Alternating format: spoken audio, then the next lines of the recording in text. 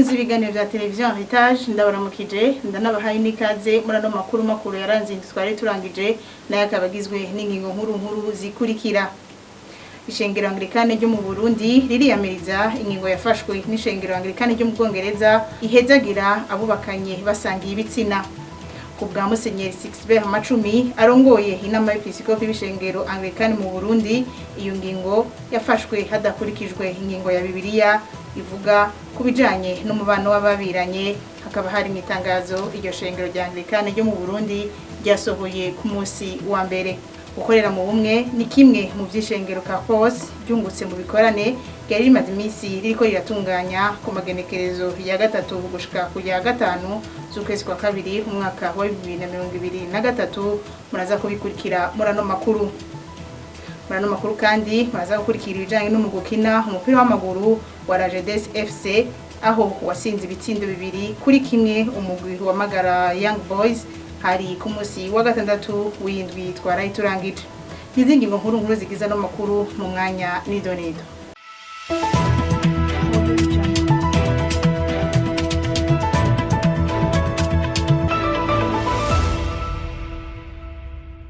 Nongeye kuba ikaze muri ano makuru. Ishengero Anglican ryo mu gihugu c'Ubwongereza ryaremeye ko rigiye guhezagira abahuza ibitsina babisangiye. Ivyo vyavuye mu nama yabaye kuri ubu wa kane itariki 9 Ruhuhuma umwaka wa 2023 i Londres mu gihugu c'Ubwongereza. Iyo nama yamaze iminsi ibiri irongowe na Musenyeri Justin Welby arongoye iryo shengero kw'isi yose. Iyo ngingo yaremejwe ku majwi 250 nayo abagera ku majwi 181 ntibari bayishigikiye, 10 nabo ntibagize ico bayivugako. Ariko ishengero Anglican ryo mu Burundi riravyiyamiriza aho ryiyamiriza iyo ngingo yafashwe n'iryo shengero ryo mu Bwongereza. Mu itangazo ryasohoye iryo shengero kuri uyu wa mbere igekenzo rya 13 ukwezi kwa kabiri mu mwaka wa 2023, umunyamabanga mukuru w'ishengero Anglican mu Burundi Pasteur Fabien niyo mwongere yasomye iryo tangazo avuga ko iyo ngingo yafashwe hatisunzwe ico Bibiliya ivuga ku mubano w'ababiranye. Aranahumuriza abakristo bo mu Burundi ndetse no kw'isi yose anabasaba gusengera ishengero kugira ngo ribandanye riba umuco n'umunyu. Bavukanye muri Kristo, dushimye kubashikiriza iri jambo muri ibi bihe inama nkuru sinode y'ishengero ryo mu Bwongereza yaraye ifashe ingingo yo kwemera guhezagira aba bana basangiye ibitsina kugira ngo tubamenyeshe icese aho ishengero Anglican mu Burundi rihagaze. Twebwe abepiskopi b'ishengero Anglican mu Burundi twaraguye mu gahundwe tumaze kumva iyo ngingo yafashwe hahonyanzwe ico ijambo ry'Imana rivuga ku mubano w'ababiranye. Ijambo ry'Imana riratomora neza ko umubano w'ababiranye uba hagati y'umugabo n'umugore nkuko tubisoma mu gitabo c'itanguriro igice ca kabiri umurongo wa 24 havuga ngo nico gituma umugabo azosiga se na nyina akabana n'umugore wiwe ubutakivana bakaba mubiri umwe. Nkuko twamye tuvyiyamiriza kuva kera twisunze ingingo imwe akanimero ka 10 yafashwe n'inama y'abepiskopi bo kw'isi yose yabereye Irambefu mu mwaka w'igihumbi 1998. N'ubu turasubiriye kwiyamiriza kandi turanebaguye gose iyo ngingo yarayifashwe n'inzego z'ishengero ry'Ubwongereza. Ishengero Anglican mu Burundi ntirizokwigera ryemera ko ishengero ryubakira ku vyifuzo by'abantu aho kubakira ku ijambo ry'Imana. Nico gituma duhanuye inzego z'ishengero ry'Ubwongereza ko zokwisubirako zigahindura iyo ngingo zaraye zifashe inyuranye gose n'ico ijambo ry'Imana rivuga. Twibutse kandi ko ishengero ry'Ubwongereza ari ishengero rimwe mu mashengero agize umuryango w'Abanglikane ku isi yose. Vyongeye ingingo zose rifashe ntiziba ziraba ayo yandi mashengero yose. ico tumaze kumenya nuko hari amadiyoseze n'amaparuwasi atari makeya muri ico gihugu atemera iyo ngingo nk'uko mumaze iminsi mubisoma. Abavyemeye n'amajana 251 ariko kandi 181 barabihakanye. Vyumvikana ko hafi igice cyose kitashimye iyo ngingo. Twagomba rero ngo dufate akaryo ko guhumuriza abo bose iyo ngingo yababaje, abo mu Burundi, mu gihugu cy'Ubwongereza, eka mbere no kwisi yose.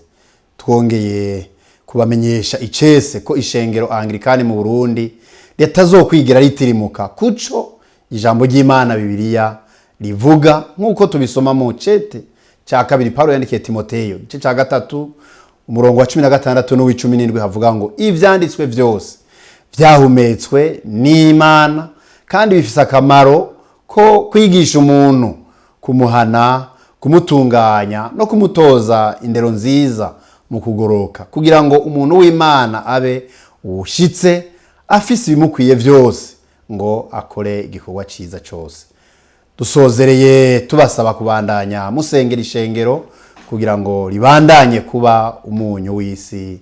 Imana ibahezagire. Bigiriwe i Bujumbura kuwa 13 Ruhuma mwaka 2023 kubw'inama y'abepiskopi Musenyeri Macumi Sper archevêque w'ishengero Anglican mu Burundi. Gukorera mu bumwe ni kimwe mu vy'ishengero ka Poste ryungutse mu gikorane c'imisi 3 cabereye kuri iryo shengero ku magenekerezo ya 3 gushika ku igenekerezo rya 5 z'ukwezi kwa kabiri umwaka wa 2023. Ico gikorane kikaba cari kigenewe abakristo hamwe n'abarongozi b'amashengero atandukanye. Pasteur Jean-Claude Makaka arongoye iryo shengero mu kiganiro yahaye Heritage TV amenyesha ko abashitsi bava muri Canada na Swiss bakiriye babigishije ingene ishengero ryo mu Burundi ryo kwigisha ubutumwa bwiza butavanze hamwe no kugendera mu rukundo tumukurikira. Ubwa mbere na mbere ho no kwanza ntitwirabe kuko hari igihe usanga inyungu twamaturondera inyungu zacu burya vuga ama intérêt canke ama agenda uri kurakora ikintu ugasanga uri gukora wenyene uri kuraba eglise uri wenyene mu buryo bwawe ufise icyo baduhamagariye no kuza tugakorera hamwe nk'amasengero tukaja hamwe tugakora ibikorwa hamwe tukamenyera gukora ibikorane hamwe. Uravye mu Burundi kenshi usanga tukamaturinira ko bava hanze ari bakora ibikorane bavuye muri Amerika muri Europe canke mu bindi bihugu vya Afrika tukaba dusanga ari bo baza bashamwe uburyo mugabo tubiyatoya murabishoboye mu bwengene nta muntu akiza kubigisha nta muntu azoza kubongereza ku byo mufise namwe muteko murabikoresha rero ndio badusavye ico nico cari cambere hanyuma no gutanga evangile canke ubutumwa butavanze ijambo rihagaze kuko ibintu byinshi tubona mubonye mu makosa mu masengero nuko bashira ijambo iruhande hanyuma bagashanga kwigisha ibindi bintu bitari mu ijambo biyongerereza.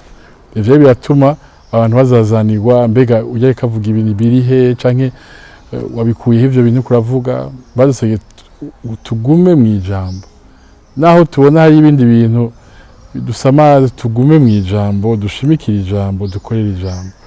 Ivyo ni ibintu bibiri twafashe yuko dutegereza gutangura rero two turiyumva ngenzura je nsanzwe nkorana n'abandi bakozi b'Imana aho abantu mirandagenda n'abatantu mirandagenda biri muri kamere yanje mugabo ubu ndabona ko dutegereza rero kubikora kugira tuje hamwe hari ikintu yadusavye urukundo gukunda abantu gukunda kuko nico kintu bavuga ngo mu mpera kizobura urukundo ruzozima urukundo rw'abantu ruzogabanuka yadusaba twe nk'abakozi b'Imana canke nk'urusengero nitwe tuza kwanza kwerekana urukundo kurusha abandi ntiturindire yuko badutumira muri prison ari twe twitwarayo kugira turabe gene bimeze mu bitaro cyo kimwe.